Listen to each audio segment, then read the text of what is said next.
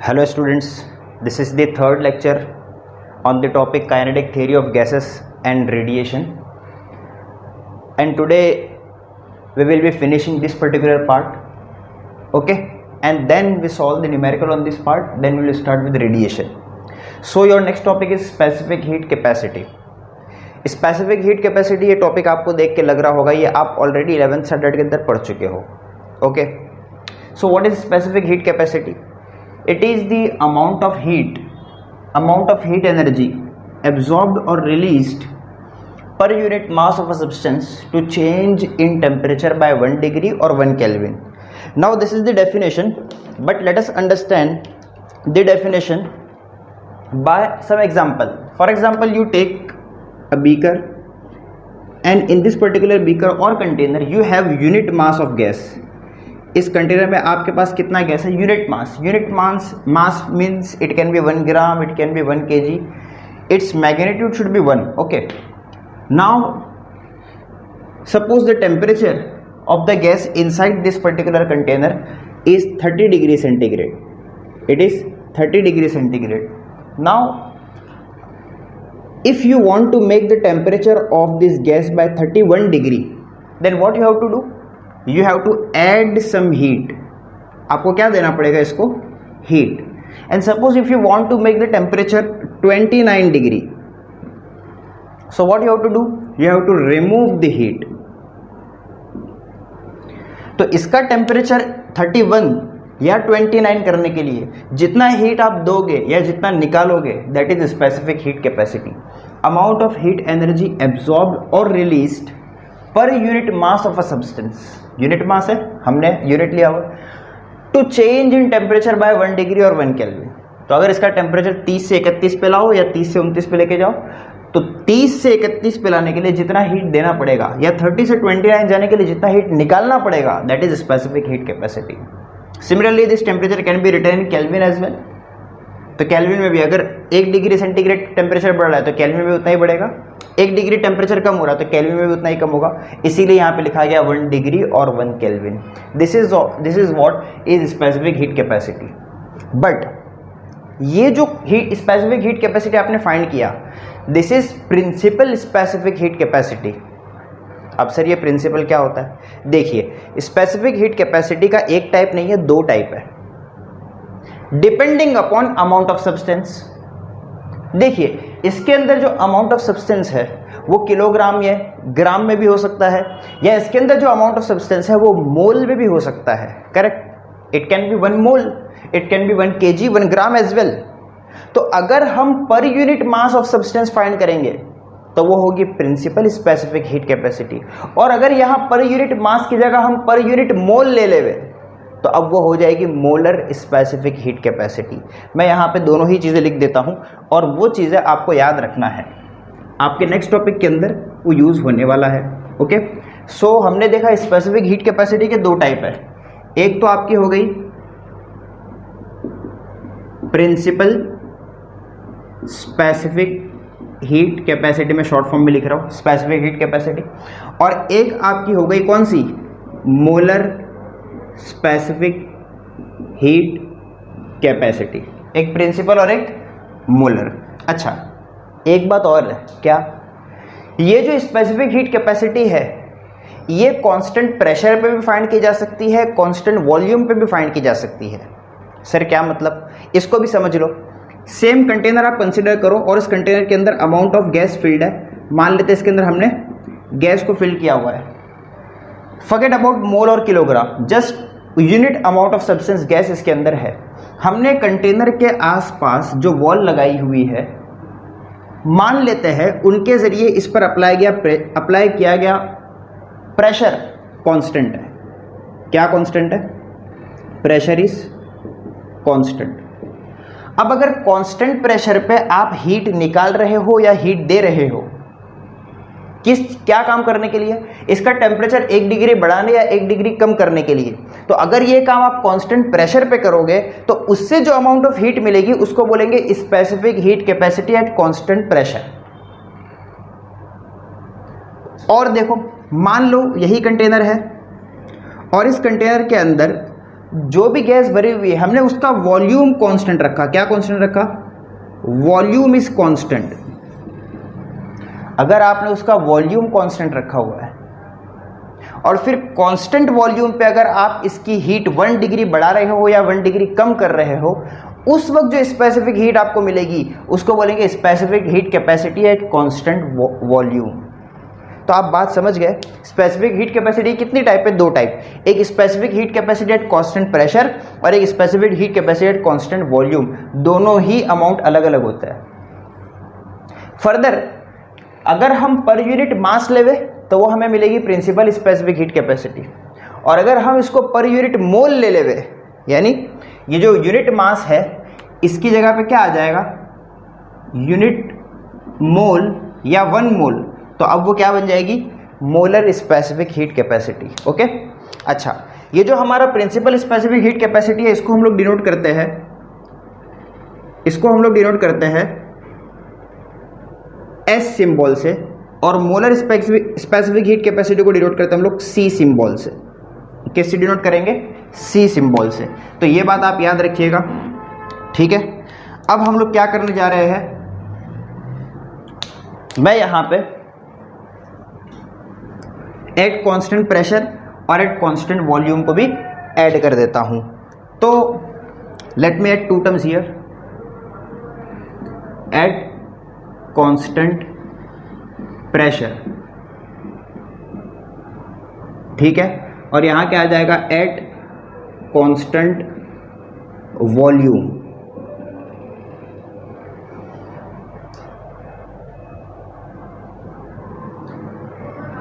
Okay, so principle specific heat capacity at constant pressure, principle specific heat capacity at constant pressure को किससे denote करेंगे? SP, principle specific heat capacity at constant pressure.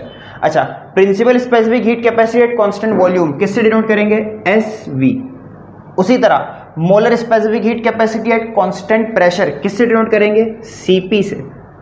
और molar specific heat capacity at constant volume को किससे denote करेंगे? CV से। ये सब याद रखना। अच्छा, अगर इन चारों में से आपको किसी को डिफाइन करना है, for example if you want to define this CV, if you want to define CV, CV को कैसे डिफाइन करेंगे? हम इस तरह से डिफाइन करेंगे, amount of heat energy absorbed और release per unit mole of a substance. क्यों? क्योंकि ये मोलर स्पेसिफिक हीट कैपेसिटी है, इसलिए यहां पे क्या आएगा? Mole. Per unit mole of a substance to change in temperature by 1 degree और 1 केल्विन एट कांस्टेंट वॉल्यूम। यहां डेफिनेशन में मैंने आगे कुछ लिखा है कांस्टेंट प्रेशर कांस्टेंट वॉल्यूम नहीं, लेकिन जब आप डिफाइन करोगे एट कांस्टेंट प्रेशर और कांस्टेंट वॉल्यूम तो आपको यहां पे ऐड करना पड़ेगा एट कांस्टेंट प्रेशर और at constant volume. Similarly for example if you want to define this term SV, कैसे डिफाइन करेंगे?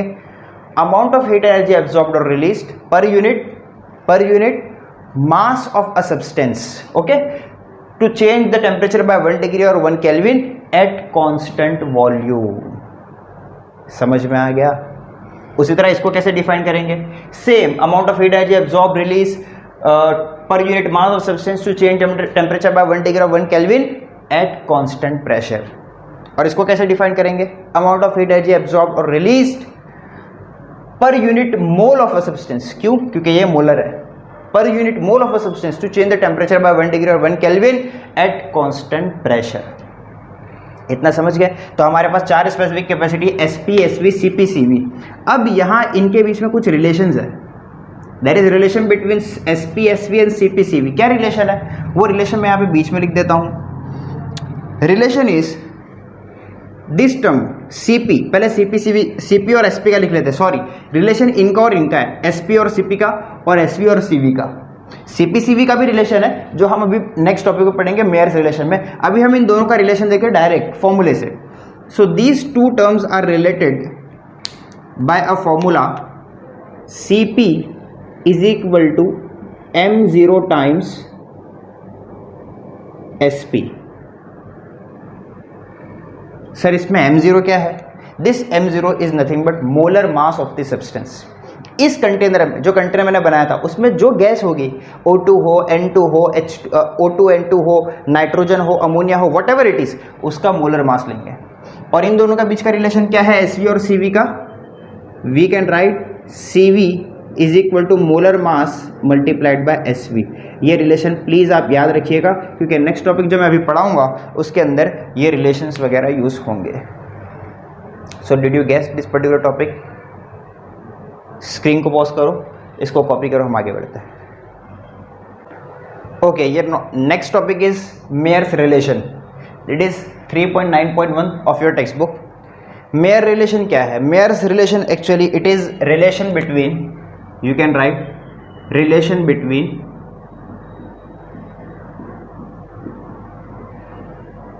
CP, CV and R। CP और CV तो हमने अभी पढ़ा। CP is specific heat capacity at constant pressure, और ये specific heat capacity at constant volume.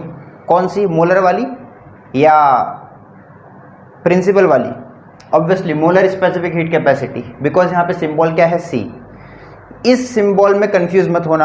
आप फिजिक्स की बहुत सारी दूसरी बुक्स देखोगे तो वहाँ पे मोलर को कभी उन्होंने, यानी जो प्रिंसिपल स्पेसिफिक हीट है उसको उन्होंने CP और CV से डिनोट किया है। तो सिंबल से मतलब नहीं होता, हम क्या सिंबल यूज़ कर रहे हैं वो मैटर करता है। तो आपके टेक्स्ट बुक के अंदर मोलर स्पेसिफिक हीट कैपेसिटी के लिए C सिंबल यूज़ किया हुआ है, इसलिए मैं यहाँ पे वो सिंबल यूज़ कर रहा हूँ। आप कोई दूसरी बुक देखो और वहाँ आपको सिंबल डिफरेंट मिले तो कन्फ्यूज मत होना, ठीक है? सिंबल कुछ भी हो सकता है। So we are going to find relation between CP, CV and R। So let us consider a cylinder. एक सिलेंडर है मान लेते हैं, और इस सिलेंडर के अंदर 1 मोल ऑफ गैस भरा हुआ है। कितना है? 1 mole. The amount of gas filled in this particular cylinder is 1 mole. It can be any gas, ammonia, whatever it is, लेकिन इसका सब्सटेंस कितना है? 1 मोल। हमने यहाँ पे इस पर्टिकुलर सिलेंडर के ऊपर यहाँ पे रख दिया है एक पिस्टन। पिस्टन मतलब एक वो चीज जो इसको ऊपर से पकड़ के रखे। हमने ऊपर इसको इस तरह से पकड़ के रखा हुआ है, ठीक है? एक इसके कैप टाइप का हो गया, इसको हम लोग बोलते हैं पिस्टन। ये ऊपर से देखोगे आप तो ऐसा सर्कुलर होगा पूरा, ठीक है? और यहाँ पे इसके अंदर कितना गैस भरा हुआ है? 1 mole. How much? 1 mole. Before starting with this derivation, कुछ बेसिक फॉर्मूले देख लो आप। For 1 mole of substance, 1 mole substance के लिए ये 3 फॉर्मूला आपको याद करना है। अमाउंट ऑफ हीट सप्लाइड अगर कांस्टेंट वॉल्यूम पे हो तो अमाउंट ऑफ हीट सप्लाइड का फॉर्मूला होता है CVDT। अगर हम लोग हीट कांस्टेंट प्रेशर पे अप्लाई कर रहे हैं तो उसका फॉर्मूला होता है DQ is equal to CPDT। ये भी 11th में आप पढ़ चुके हो। और ये तो आइडियल गैस इक्वेशन है, PV equal to NRT। Correct? हमने इक्वेशन क्या पढ़ी थी? PV equal to NRT। But यहाँ पे N दिख रहा नहीं है सर, N कहाँ गया? देखिए, for 1 mole of the substance number of mole कितना है? 1, and that is why there is no need to write N over here. N is equal to 1। Now come here, suppose I have kept the volume constant. हमने इस gas का volume constant रखा, मतलब ऊपर जो हमारे हाथ में जो पिस्टन है उसको हमने एक पोजीशन में पकड़ के रखा है गैस के। हम गैस का वॉल्यूम चेंज नहीं कर रहे हैं, गैस का वॉल्यूम कांस्टेंट रखा हुआ है। कांस्टेंट वॉल्यूम रखते हुए हमने इसको हीट अप्लाई किया। हमने इसको क्या सप्लाई किया? हीट। तो कितनी हीट सप्लाई होगी according to that formula? At constant volume of 1 mole of gas, amount of heat supplied DQ1 मान लेते हैं इसको, DQ1 will be equal to DE। अब सर ये क्या है? आपने तो बताया DQ amount of heat supplied constant volume CVDT होता है, वो भी होता है, बट इसको आप समझना ये क्या है। सुनिए, अगर हमने इसको कांस्टेंट वॉल्यूम पे रखा है और हम इसको हीट सप्लाई कर रहे हैं तो हीट एक एनर्जी है। जब हम हीट सप्लाई करेंगे तो कुछ वर्क डन होना चाहिए, लेकिन क्या यहाँ पे कोई वर्क डन हो रहा है? नहीं, यहाँ पे कोई भी वर्क डन नहीं हो रहा है। That means the amount of heat supplied is going to change the internal energy of the gas. वैसे लॉजिकली होना ये चाहिए था कि हम हीट सप्लाई करते हैं, गैस एक्सपांड होती है और ये पिस्टन ऊपर जाता, बट हमने पिस्टन को जगह पे पकड़ के रखा है, कांस्टेंट वॉल्यूम पे काम कर रहा है। तो अब क्या होगा? ये जो हीट हम दे रहे हैं ये गैस की इंटरनल एनर्जी को बढ़ाएगा। उसके जो मॉलिक्यूल्स है उनकी एनर्जी बढ़ेगी, internal energy will increase. Okay, तो ये स्टेटमेंट वो डिनोट करता है। तो आप लिखेंगे for 1 mole of the gas at constant volume amount of heat supplied will change it's internal energy. मैं लिख देता हूं, amount of heat supplied will change its internal energy. Okay, इतना तो हो गया. इस इक्वेशन को इक्वेशन नंबर 1 डाल दो आप. ठीक है, इसको क्या लिख देंगे? Equation number 1. अब हम क्या कर रहे हैं? अब ये जो कांस्टेंट वॉल्यूम पे मैंने रखा था, अब मैं इसको कांस्टेंट प्रेशर पे रखने जा रहा हूं. किस पे? कांस्टेंट प्रेशर पे. तो आप लिखेंगे एट कांस्टेंट प्रेशर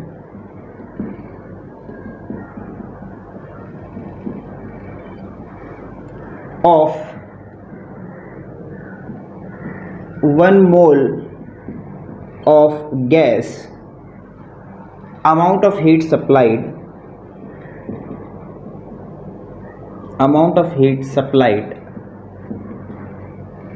अब देखिए, जब मैं इसको कांस्टेंट प्रेशर पर रखूंगा तो क्या होगा? When ever I keep this in eight constant pressure, और जब मैं इसको हीट अप्लाई करूंगा तो हीट अप्लाई करने के बाद ये गैस एक्सपांड होना चाहेगी. करेक्ट? गैस क्या चाह रही है? एक्सपांड होना. और मैंने ऊपर से पिस्टन को पकड़ के रखा है. अगर गैस एक्सपांड होना चाह रही है और पिस्टन को मैंने पकड़ के रखा है तो गैस पे प्रेशर बढ़ेगा. Correct? The pressure on this particular gas is going to increase. लेकिन मेरा मोटिव क्या है? क्या मुझे प्रेशर को बढ़ाना है? नहीं, I want to keep pressure is constant. तो प्रेशर को कांस्टेंट रखने के लिए मैं उस पिस्टन को थोड़ा सा ऊपर मूव कर दूंगा. Are you getting my point? भाई ये जो कांस्टेंट प्रेशर वाली बात है, जब आप हीट सप्लाई करोगे गैस को, गैस एक्सपांड होना चाहेगी और पिस्टन जगह पे रहेगा तो प्रेशर बढ़ेगा. बट हमें तो प्रेशर कांस्टेंट रखना है, तो प्रेशर को बढ़ने से रोकने के लिए पिस्टन थोड़ा सा ऊपर मूव हो जाएगा. तो यहां हमने जो हीट सप्लाई की उससे 2 काम हुए. एक तो गैस की इंटरनल एनर्जी बढ़ी और दूसरा पिस्टन का मूवमेंट बढ़ा. तो हम यहां पे लिखेंगे अमाउंट ऑफ हीट सप्लाइड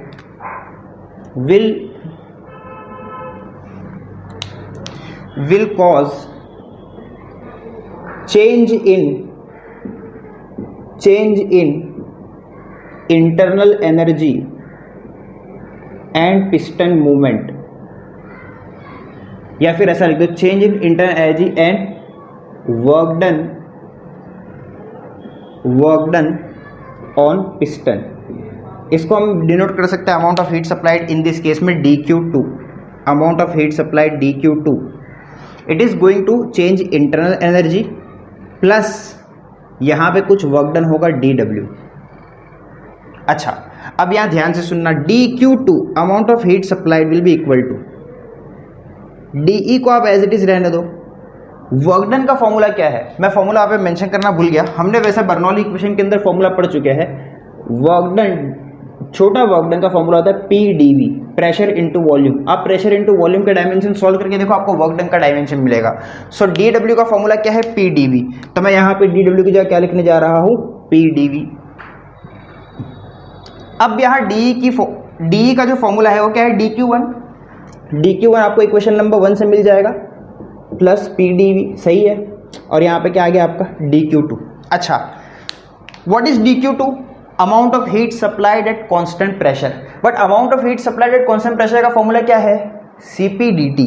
तो मैं यहां पे इस dQ2 की जगह पे मैं लिखूंगा CpdT. और dQ1 की जगह लिखूंगा CvdT. क्यों? Because amount of heat supplied eight constant volume is CvdT. और मेरा ये जो dQ1 है ये amount of heat supplied eight constant volume है, इसलिए उसकी जगह मैंने क्या लिखा? CvdT. प्लस ये जो PdV है आपका वो एज इट इज कॉपी हो गया. अब सुनना यहां पे, ये CvdT को यहां पे लेके आ जाओ. तो CpdT minus CvdT is equal to PdV. इन दोनों में dt कॉमन, ब्रैकेट में बचा Cp माइनस Cv और dt आपका कॉमन आ गया और यहां पे आपके पास आ गया PdV. इतना समझ गया आप? अच्छा, अब यहां पे ध्यान देना. From this relation, if PV is equal to RT, मैं दोनों तरफ डिफरेंशिएट कर रहा हूं. मैं यहां पे लिख रहा हूं डिफरेंशिएटिंग ऑन बोथ साइड्स. तो देखिए, अगर P को मैं कांस्टेंट मानूं तो डिफरेंशिएशन V का होगा और मुझे मिलेगा dV. R universal gas constant है, आर कांस्टेंट रहेगा, और टी जो है उसका डेरिवेटिव होगा dt। बेटा ये डेरिवेटिव डिफरेंशिएशन आपने मैथ्स में पढ़ चुके हो, उसका यूज किया है मैंने, और कुछ नहीं।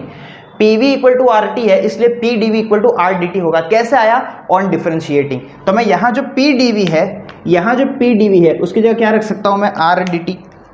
Correct. So I can write Cp minus CV multiply by dt is equal to RDT।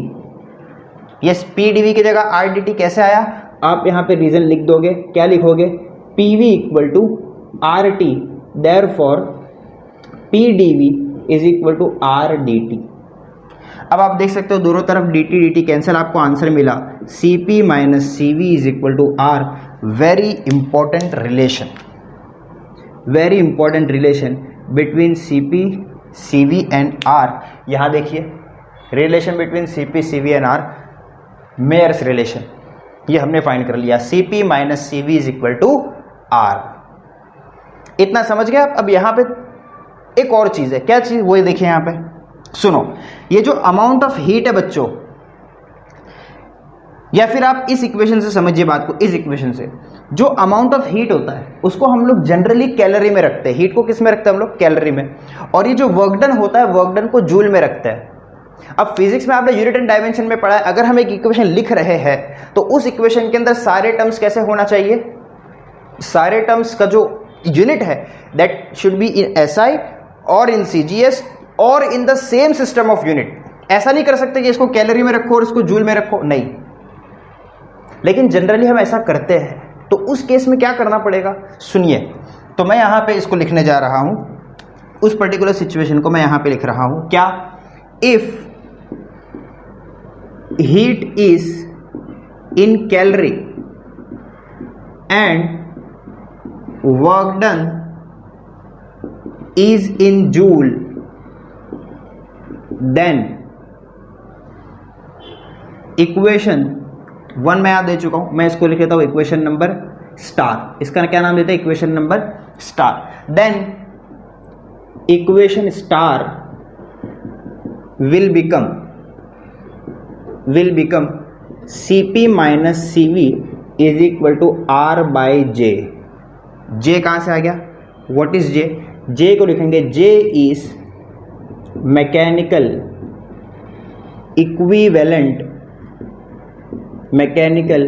Equivalent of heat.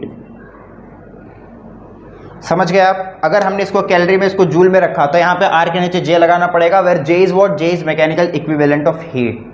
वो इन दोनों की यूनिट का जो डिफरेंस आ रहा है उसको बैलेंस करेगा। सो दिस इज ऑल्सो रिलेशन। लेकिन ये कब यूज होगा ये आपको पता होना चाहिए। मेन रिलेशन अपना ये है। ये कब यूज होगा? खास केस में। कब? जब हीट को कैलोरी में रख दो, वर्क डन को जूल में रख दो। अच्छा, एक और चीज है, क्या Cp को, हमने अभी पीछे रिलेशन पढ़ा, क्या Cp को मैं m0 मोलर मास Sp बोल सकता हूं? यस। और इसको m0 Sv बोल सकता हूं। क्यों? हमने पीछे पढ़ा relation between molar and principal specific heat capacity, Cp is equal to m0 Sp, Cv is equal to m0 Sv। Correct. इन दोनों में से m0 कॉमन निकाल लीजिए आप, तो m0 कॉमन आएगा, ब्रैकेट में Sp minus Sv is equal to R by J। Correct. तो Sp minus Sv will become R by J, और ये m0 जो यहाँ मल्टीप्लाई हो रहा है यहाँ जाके डिवाइड में चले जाएगा m0, और यहाँ पे हमारे पास एक और रिलेशन आ जाता है Sp, Sv और R का, where Sp and Sv are specific heat capacities at constant pressure at constant volume, but these specific heat capacities are in principle per unit mass, और ये जो थे ये पर यूनिट मोल थे। So this is nothing but Mayer's relation. बहुत important ये formula है, ये भी यूज होगा आगे भी, तो प्लीज इसको आप लिख लीजिए कहीं भी, और ये पूरा का पूरा part as it is copy कीजिए, ठीक है? और टेक्स्ट बुक में से फॉर श्योर रीड कर लेना, कॉपी फास्ट। हम लोग आगे बढ़ते हैं। Okay, now we are going to calculate CV, Cp and gamma of different type of gases. Actually this is the continued part of your Mayer's relation वाला topic, उसी के आगे यही टॉपिक है, क्योंकि हम लोग यहाँ पे फाइंड करते हैं डिफरेंट टाइप्स ऑफ गैसेस का CV, Cp एंड gamma। अब ये सब क्या है मैं भी बताऊंगा, gamma वगैरह। पहले आप ये समझिए कि डिफरेंट टाइप ऑफ गैसेस का मतलब क्या? डिफरेंट टाइप ऑफ गैसेस का मतलब मोनो एटॉमिक, डाई एटॉमिक और ट्राई एटॉमिक या पॉली एटॉमिक। ये क्या गैसेस है ये मैं आपको लास्ट लेक्चर में पढ़ा चुका हूँ। इस टॉपिक को पढ़ने से पहले मैं आपसे रिक्वेस्ट करूँगा कि अगर आपने लास्ट लेक्चर का जो डिग्री ऑफ फ्रीडम वाला पार्ट है वो नहीं पढ़ा है तो प्लीज़ जाके आप उसको पढ़ लीजिए। डिग्री ऑफ फ्रीडम वाले पार्ट का यहाँ पे यूज़ होगा और law of equipartition of energy का यहाँ पे यूज़ होगा। बाय द वे मैं इन शॉर्ट यहाँ पे थोड़ा सा रिवाइज करा दूंगा, ब्रशअप करा दूंगा। टॉपिक स्टार्ट करने से पहले मैं आपको कुछ बेसिक बता दूँ। हमने अभी फॉर्मूला पढ़ा था CV = DE/dt। फॉर्मूला असल में ये नहीं पढ़ा था, एक्चुअली आपने जो फॉर्मूला पढ़ा था वो इस तरह से था कि अगर कांस्टेंट वॉल्यूम पे आप हीट अप्लाई कर रहे हो तो CV आपका हो जाता है CV dt, your CV dt means amount of heat supplied becomes equal to change in internal energy, correct ना? Sorry, an amount of heat supplied is CV dt will be equal to DE. So from this CV equal to DE/dt, ये same formula है। तो एक ये formula, दूसरा एक formula यहाँ पे यूज होने वाला है वो है यूनिवर्सल गैस कांस्टेंट का। आप देख सकते हो यूनिवर्सल गैस कांस्टेंट मैंने फर्स्ट लेक्चर में पढ़ाया था, R = Na × Kb, where N is Avogadro number and Kb is Boltzmann constant। हमने अभी रिलेशन देखा Cp - Cv = R, ठीक है। यहाँ पे एक नया टर्म आपके सामने और वो है एडियाबैटिक कांस्टेंट। ये क्या है सुनिए, एडियाबैटिक एक्चुअली एक प्रोसेस का नाम है। ये प्रोसेस आपका जो नेक्स्ट चैप्टर है थर्मोडायनामिक्स, उसके अंदर ये प्रोसेस पूरा आ रहा है। मैं अभी यहाँ पे उस प्रोसेस की बात नहीं करूंगा बिकॉज बात लंबी हो जाएगी।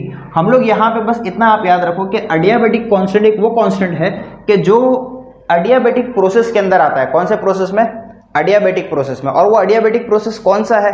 हम थर्मोडायनामिक्स में डिफरेंट प्रोसेसेस पढ़ेंगे, आइसोथर्मल, आइसोबैरिक, आइसोकोरिक और एडियाबैटिक। तो वहां पे कांस्टेंट आता है, वहां पे हम इसके बारे में डिटेल में पढ़ेंगे। ओके, आप खाली इतना याद रखोगे एडियाबैटिक कांस्टेंट एक कांस्टेंट है और उसका जो फॉर्मूला है वो है Cp/Cv। इतना समझ गए आप? अब हम लोग स्टार्ट करते हैं। So first of all let us take monoatomic gas. First of all we take monoatomic gas. Monoatomic gas पे हम लोग एनालिसिस करते हैं। आपको याद होगा मोनो एटॉमिक गैस के पास कितने डिग्री ऑफ फ्रीडम है? 3। एक अलोंग एक्स एक्सिस, एक अलोंग वाई एक्सिस, एक अलोंग जेड एक्सिस। तो डिग्री ऑफ फ्रीडम जो है, डिग्री ऑफ फ्रीडम कितने है वो? 3। अब according to law of equipartition of energy, याद है what is law of equipartition of energy? Law of equipartition of energy बोलता है कि जितने भी क्वाड्रेटिक टर्म किसी भी एनर्जी की इक्वेशन के अंदर है उसके साथ हाफ kBt एनर्जी एसोसिएटेड है। अगर आपको ये लॉ याद नहीं है तो प्लीज आप लास्ट लेक्चर में जाके वो लॉ भी पढ़ लीजिए। अब डिग्री ऑफ फ्रीडम 3 है और वो तीनों कैसे है? ट्रांसलेशनल है। कैसे है? ट्रांसलेशनल। तो मोनो एटॉमिक गैस की जो टोटल एनर्जी होगी उसको क्या लिखा जाएगा? That will be equal to 3/2 kBt। समझ में आ रहा है कि नहीं? पक्का? देखिए एक टर्म के साथ इसमें जो 3 ट्रांसलेशन है कौन कौन से है? एक अलोंग एक्स है, एक अलोंग वाई है और एक अलोंग जेड है। अलोंग एक्स कौन सा है? Half mvx²। अलोंग वाई कौन सा है? Half mvy²। अलोंग जेड कौन सा है? Half mvz²। करेक्ट। तो इन तीनों टर्म के साथ कितनी एनर्जी एसोसिएटेड है? एक एक के साथ half kBt, half kBt, half kBt। तो मतलब इन सब के साथ, तीनों के साथ कितनी हो जाएगी? 3/2 kBt। समझ गए आप? Okay, now let's just see, I am going to find DE/dt of this. हम क्या फाइंड करेंगे इसका? DE/dt। So let us find DE/dt which will be equal to 3/2 into kb। dt वाला टर्म हट जाएगा। क्यों हट जाएगा? देखिए अगर हम डेरिवेट कर रहे हैं विद रिस्पेक्ट टू t तो हमारा जो t वाला टर्म है उसके रिस्पेक्ट में डेरिवेटिव कर रहे हैं तो वो हट जाएगा। या आप डेरिवेटिव में पढ़ चुके हो। अरे what is differentiation of x? What is dx differentiation of x with respect to x? d/dx of x कितना होता है? 1 होता है ना। वो x वाला टर्म हट जाता है। तो उसी तरह यहाँ पे आ जाएगा dt/dt और वहां पे क्या आ जाएगा? 1। तो मतलब ये t वाला टर्म हट जाएगा। That is the funda over here.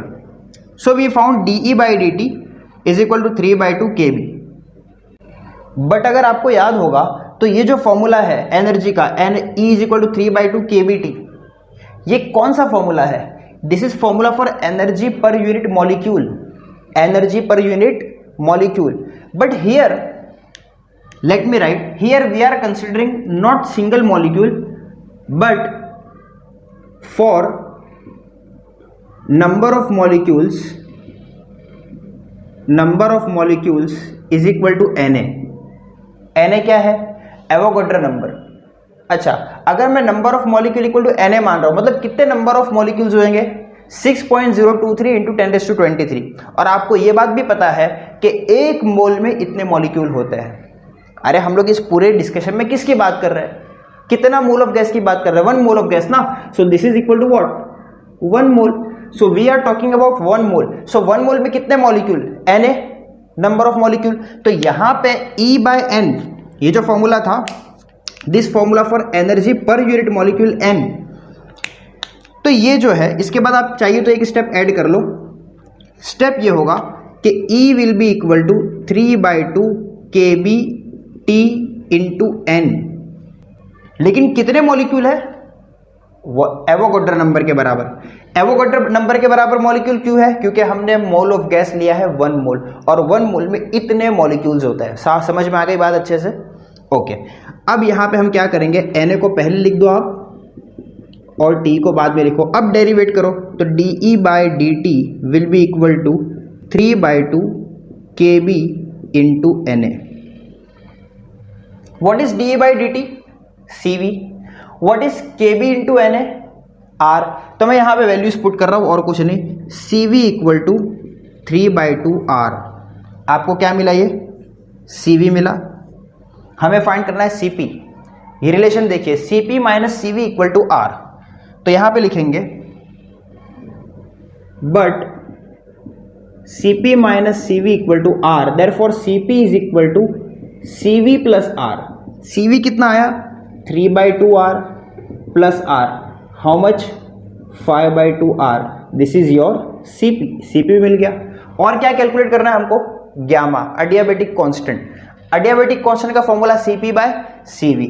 Therefore gamma is equal to CP/CV. या since gamma equal to CP/CV, therefore gamma equal to CP कितना है? 5/2 R और CV कितना है? 3/2 R. R से R कैंसिल, 2 से 2 कैंसिल. आपको मिला adiabatic constant for monoatomic gas is equal to 5/3. अगर आपको याद होगा, ये फॉर्मूला मैंने यूज़ किया था लास्ट लेक्चर में आपको एक चीज़ समझाने के लिए. क्या? वो ये कि जब मैं RMS स्पीड पढ़ा रहा था, वहाँ हमने यूज़ किया था साउंड की स्पीड का फॉर्मूला. साउंड की स्पीड V जो लिखी जाती है वो ये रहती है √γ/RT/m0. इसमें ग्यामा क्या होता है? This gamma is adiabatic constant and it is 5/3 for monoatomic gas which is less than 3. Less than 3 क्यों? क्योंकि RMS स्पीड के फॉर्मूले में यहीं पे 3 आ जाता है और कोई डिफरेंस नहीं होता. और इसीलिए हमने इंटरप्रेट किया था कि साउंड की स्पीड जो है वो मॉलिक्यूल की RMS स्पीड से ज़्यादा नहीं हो सकती. ये सब लास्ट लेक्चर में हो चुका था, आप जाके वहाँ पे देख लीजिए. So this was for monoatomic gas. अब हम लोग एनालिसिस करेंगे, same analysis on diatomic gas. Okay. So मैं यहाँ पे लिखने जा रहा हूँ for, let us write B over here,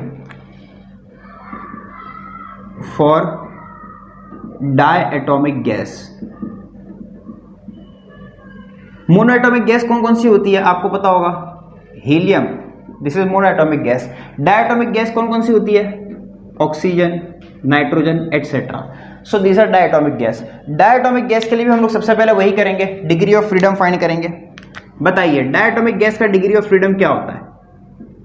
अगर आपको लेक्चर याद होगा, मैंने बताया था डायटोमिक गैस के लिए डिग्री ऑफ फ्रीडम 2 तरह के होते हैं. एक तो हम इसको कंसिडर करेंगे रिजिड और एक इसको कंसिडर करेंगे नॉन रिजिड. तो चलो सबसे पहले एनालिसिस ये सोच के करते हैं कि हम डायटोमिक गैस को मान रहे हैं रिजिड. क्या मान रहे हैं हम लोग? रिजिड. रिजिड मान के एनालिसिस करते हैं. आप वहां पे मेंशन करिएगा रिजिड. तो रिजिड के लिए डिग्री ऑफ फ्रीडम कितने? 3 ट्रांसलेशनल तो होते ही है और साथ में डायटोमिक गैस रोटेट भी कर सकती है. अगर वो x पर रखी हुई है तो वो अलोंग y और अलोंग z रोटेट भी कर सकती है. तो 3 translational plus 2 rotational. Degree of freedom कितने? 3 ट्रांसलेशनल प्लस 2 रोटेशनल. कितने डिग्री ऑफ फ्रीडम हो गए? 5. अच्छा, एक टर्म के साथ एनर्जी कितनी एसोसिएटेड है? Half kBT, correct. तो फाई के साथ कितनी हो जाएगी? Yes, so we will be writing energy is equal to 5/2 kBT into Na. Na क्यों आ रहा है? Because we are taking 1 mole of the gas, not single molecule. Okay, so energy is equal to 5/2 kBT into Na. Find dE by dt. dE by dt gives you 5/2 kB into Na. dE by dt is your CV. CV is 5/2 kB into Na को आप R लिख सकते हो, ये आपको मिल गया CV. Cp क्या होगा? Cp is equal to CV plus R. CV है आपका 5/2R, तो 5/2R में एक R ऐड हो गया, आपका आंसर आ जाएगा 7/2R. This is your Cp. Cp और Cv मिलने के बाद गैमा फाइंड किया जाता है. Gamma equal to Cp by Cv which is equal to 7/2R divide by 5/2R. Therefore gamma is equal, R से R कैंसर, 2 से 2 कैंसर, योर आंसर इज 7/5. 7/5. ये था बच्चों डायटोमिक गैस रिजिड. लेकिन रियलिटी में मैंने आपको बताया था कि जो डायटोमिक गैस होती है वो हमेशा रिजिड नहीं होती, बल्कि रियलिटी में वो नॉन रिजिड ही होती है. जो इंटरमोलिकुलर फोर्स होता है between two diatoms, for example oxygen ले लो, तो यहाँ पे एक O2, यहाँ पे एक O2, इन दोनों के जो कोवैलेंट बॉन्ड होता है, कोवैलेंट बॉन्ड की वजह से ये रिजिड नहीं होते. They can move along the inter nuclear axis. तो इनके मूवमेंट की वजह से इनमें आता है वाइब्रेशन. क्या आता है? वाइब्रेशन. तो अब डिग्री ऑफ फ्रीडम चेंज हो जाएगा. तो मान लेते हैं हम यहां पे लिखने जा रहे हैं फॉर नॉन रिजिड. मैं यहां पे क्या ऐड करने जा रहा हूं? नॉन रिजिड का एनालिसिस. ठीक है, अब डिग्री ऑफ फ्रीडम की पहले बात करते हैं. डिग्री ऑफ फ्रीडम इसमें होता है 3 ट्रांसलेशनल, 2 रोटेशनल और उसमें आ जाएगा 1 वाइब्रेशनल. लेकिन याद रखना, ये जो वाइब्रेशनल होता है उसमें 2 टर्म होते हैं. एक टर्म काइनेटिक एनर्जी के रिलेटेड, दूसरा टर्म पोटेंशियल एनर्जी के रिलेटेड. तो एक वाइब्रेशनल जो है वो 2 डिग्री ऑफ फ्रीडम को कंस्टिट्यूट करता है. तो एक वाइब्रेशन कितने डिग्री ऑफ फ्रीडम कंस्टिट्यूट करेगा? 2 को. ये बात भूलना मत, याद रखना.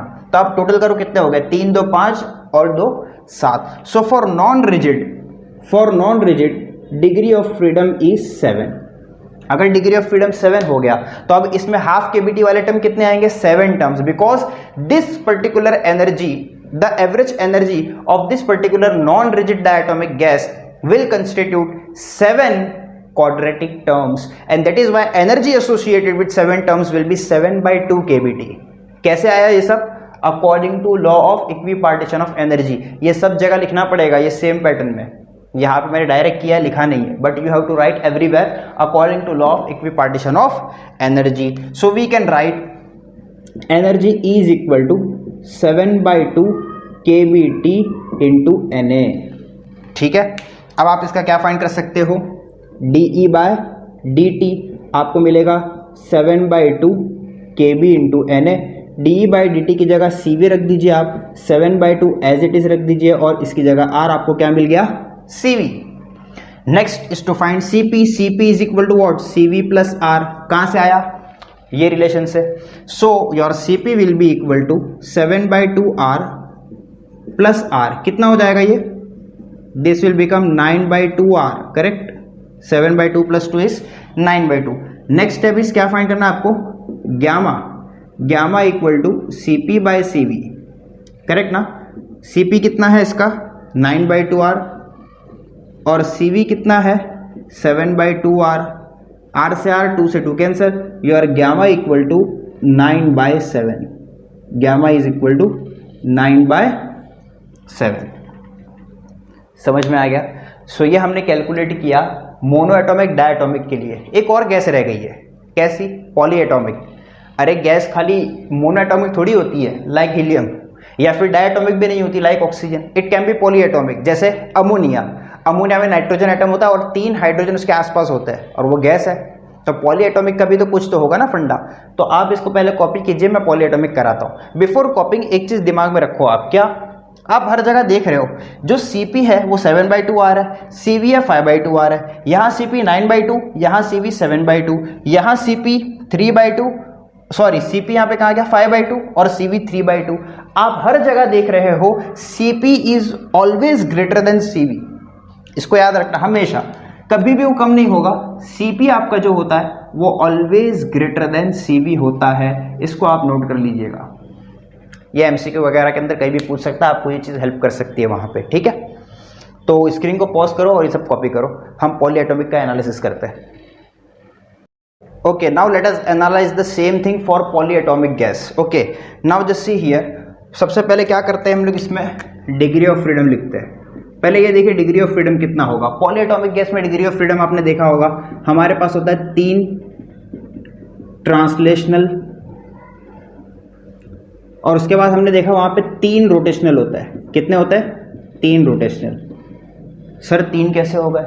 याद रखना, जब भी पॉलीएटॉमिक गैस की हम बात करेंगे जहां पे number of molecules greater than 2 हो, तो अब वो X axis, Y axis, Z axis, तीनों एक्सिस के अराउंड में उसकी मॉलिक्यूल की पोजीशन चेंज हो सकती है। पॉलीएटॉमिक गैस मतलब आप यूं समझ लो, सिंपल एक ऐसा मॉलिक्यूल है और 3 गैस के मॉलिक्यूल है, एक मॉलिक्यूल यहाँ पर, दूसरा मॉलिक्यूल यहाँ पर, तीसरा यहाँ पर। मतलब आपका मॉलिक्यूल इस तरह से होगा, ये 3 मॉलिक्यूल, ये पॉलीएटॉमिक है ना, डाई से ज्यादा है, तो एक यहाँ पे, दूसरा यहाँ पे, तीसरा यहाँ पे। ये पूरा अलोंग दी एक्स भी जा सकता है, अलोंग दी वाई भी जा सकता है, अलोंग दी जेड भी जा सकता है, करेक्ट। ये तो हो गया।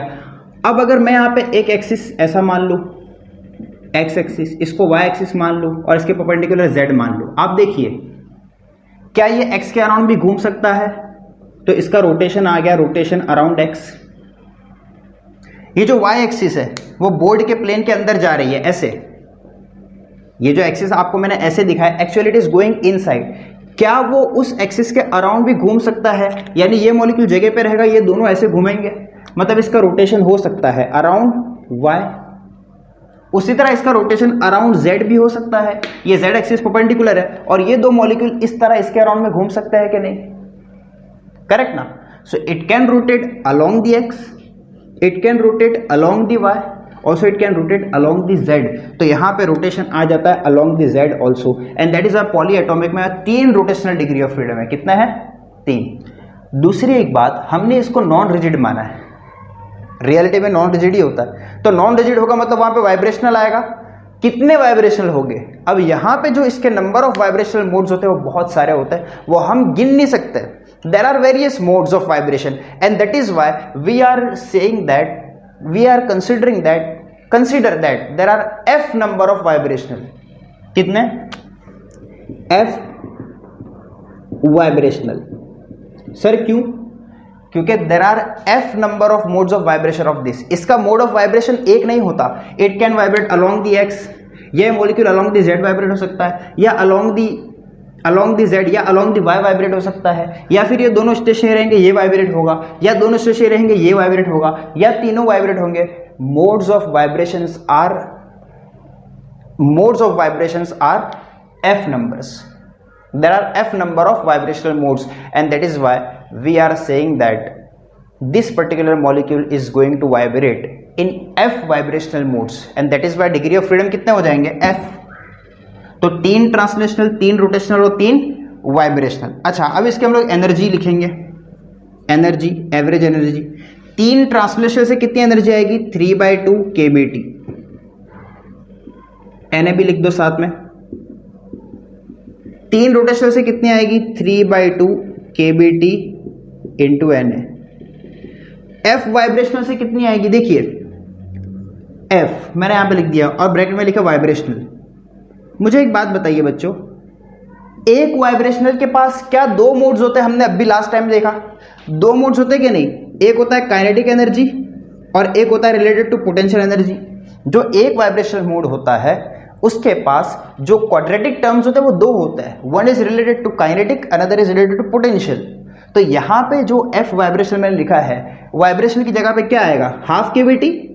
No, half kBT plus half kBT। ध्यान देना, ये अक्सर कंफ्यूजन होता है यहाँ पे, half kBT plus half kBT। समझ गए आप? ओके, चलिए अब इसको सॉल्व करना ही है। यहाँ पे KBTN है, KBTN है, ऑब्वियसली यहाँ पे भी KBTN आएगा, मैं N लिखना भूल जा रहा हूँ बार बार। 3/2 प्लस 3/2 कितना हो जाएगा? 3 KBT into NA plus half KBTN into plus half KBTN कितना हो जाएगा? 1। तो यहाँ पे हम लिख सकते हैं F, और 1 लिखने की जरूरत नहीं है, डायरेक्ट आप लिख सकते हो KBT इंटू NA। समझ गए आप? 3/2 प्लस 3/2 3, हाफ प्लस हाफ 1, यहाँ पे 1 आ गया। अब क्या हो सकता है इसमें? KBT और NA, इसकी जगह पे आप क्या लिख सकते हो? सॉरी, KB इंटू NA, इसकी जगह आप क्या लिख सकते हो? R। तो मैं लिखने लगा 3R इंटू T प्लस यहाँ पे FR इंटू T। सही है। अब यहाँ से RT और RT भी तो कॉमन आ सकता है, अंदर क्या बचेगा? 3 प्लस F, तो 3 प्लस F और बाहर क्या आ गया? RT, और यहाँ पे क्या है? DE। अब यहाँ पे डेरिवेट कर दो, DE by dt is equal to 3 plus F into R। dt की जो t की जो डेरिवेटिव है वो कितनी हो गई? 1। ओके, तो हमने क्या फाइंड कर लिया बच्चों? DE बाई dt से CV, तो हमारा CV आया, CV is equal to 3 plus F into R। अब CP फाइंड कर सकते हो, CP इजी है, CV प्लस R, करेक्ट ना? So CV is 3 plus F R plus इसमें R ऐड कर दो, तो 3 और 1 4 हो जाएगा, it becomes 4 plus F R which is your CP। Next क्या फाइंड करना है हमको? gamma is CP by CV। CP है हमारा 4 प्लस FR और CV है 3 प्लस FR। R से R कैंसिल हो जाएगा, तो gamma becomes 4 plus F divide by 3 plus F। This is your answer, 4 plus F divide by 3 plus F। This is gamma for polyatomic gas like ammonia. समझ में आया आपको? यहाँ पर बच्चों हमारा काइनेटिक थ्योरी ऑफ गैसेस का वाला पार्ट कंप्लीट हो गया। नेक्स्ट पार्ट इस चैप्टर का है रेडिएशन। रेडिएशन मैं आपको कराऊंगा नेक्स्ट लेक्चर में, बट रेडिएशन करने से पहले हम काइनेटिक थ्योरी ऑफ गैसेस वाले इस पर्टिकुलर पार्ट के जो न्यूमेरिकल्स है हम उसको सॉल्व कर लेंगे। इस पार्ट पे बेस्ड जो एमसीक्यू और न्यूमेरिकल्स है हम उसको सॉल्व करेंगे और फिर उसके बाद रेडिएशन स्टार्ट करेंगे। आप इसको कॉपी कीजिए।